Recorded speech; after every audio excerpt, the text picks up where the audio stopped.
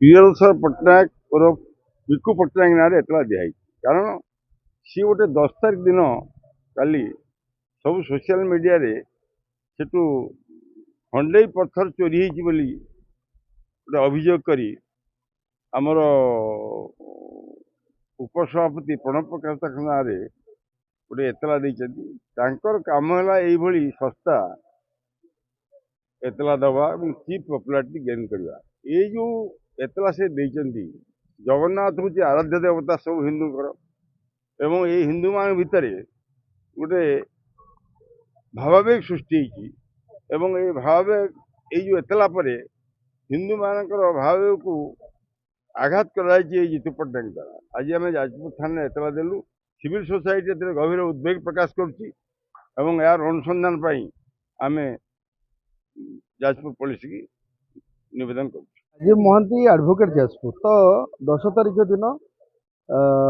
पुरी जड़े आईनजीवी तथा जगन्नाथ सेनार आवाहक बोली बोलूवा प्रियदर्शन पट्टनायक और पिकू पट्टनायक एक टीवी विभिन्न सोशल मीडिया रे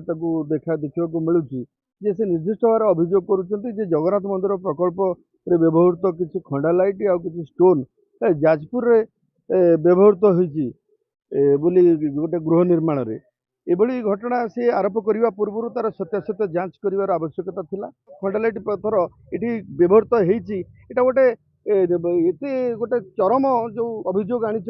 तार सत्यासत्य पाखे किसी थिला कि जी जगन्नाथ मंदिर प्रकल्प दिन राति एकाठी करके पुरी रे बसिकी एते जिनिस करैले आमको आम जाजपुर हिसाब से आम जहाँ को लेकिन गर्व करूँ जहाँ जड़े जाजपुरिया बंधु महांती थे प्रणब प्रकाश दास जाकि बसिकी से लोक मान बुझेवा केमी विस्थापित मान बुझेकी एत सुंदर प्रकल्पटे आम राज्य देशपाई जोटा उदाहरण सृष्टि करें ना से अभियोग एत दिन पर आणुंट ये घर तो आज्ञा केते दिन प्रकल्पर पूर्वर बोली कहपर ये से जनक जी एतला देते